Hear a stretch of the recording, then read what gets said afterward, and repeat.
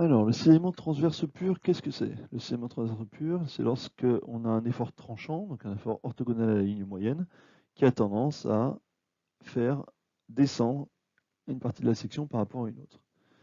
Souvent, le cisaillement transverse n'est pas pur, c'est-à-dire qu'il va induire lorsqu'on s'en éloigne de la flexion. Ici, on va supposer qu'on n'a que du cisaillement pur, on voit un rechargement carré qui est ici, et lorsqu'on applique l'effort TY vers le bas, on voit qu'ici, on va avoir un glissement de la surface ici vers le bas, et on va voir apparaître une déformation de cisaillement qu'on appelle gamma.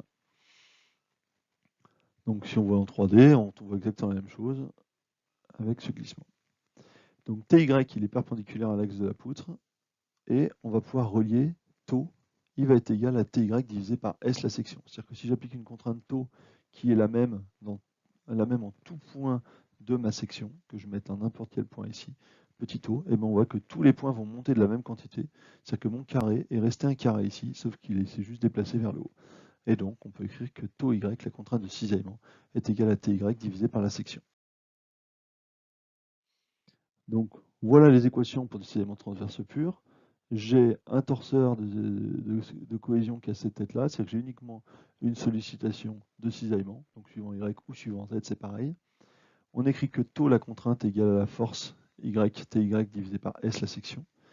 Ensuite, on va avoir la loi de Hooke qui dit que taux est égal à G fois gamma. C'est-à-dire que mon gamma, c'est ma déformation de cisaillement, qui est comme ça, qui vaut dv sur dx, c'est-à-dire le déplacement vertical divisé par la longueur initiale dx de mon carré. Donc taux est égal à g gamma. Et la dernière chose, c'est le déplacement, en disant que gamma est égal à dv sur dx, le déplacement vertical. Et on pourrait trouver le déplacement vertical qu'il y a. Sauf qu'en général, lorsqu'il y a du cisaillement, ce déplacement-là est quasiment nul.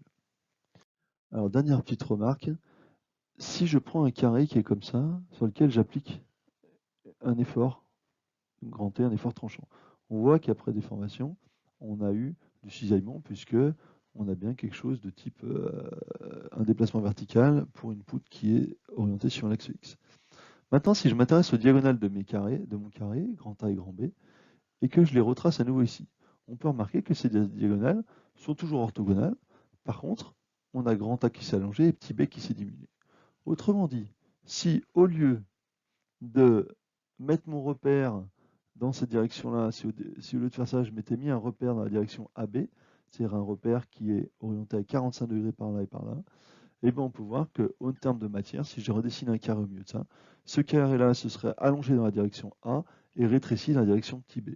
Autrement dit, en grand B, on aurait de la compression, et en grand A, on aurait de la traction. Donc ce qui est intéressant de voir ici, c'est qu'en fait, du cisaillement, ça peut aussi être vu comme de la traction-compression, suivant dans quel cas on se place. Nous, en résistance des matériaux, ça c'est quelque chose qu'on ne voit pas apparaître. Pourquoi? Puisque nous, notre axe de poutre notre axe d'étude des contraintes et des déformations est toujours orienté par la direction de la poutre, donc par la direction X. Et donc, si c'est du cisaillement, c'est du cisaillement. Mais ça, c'est pour vous montrer qu'en fait, suivant le repère qu'on choisit, suivant la base qu'on choisit, eh bien, on peut avoir une sollicitation qui change.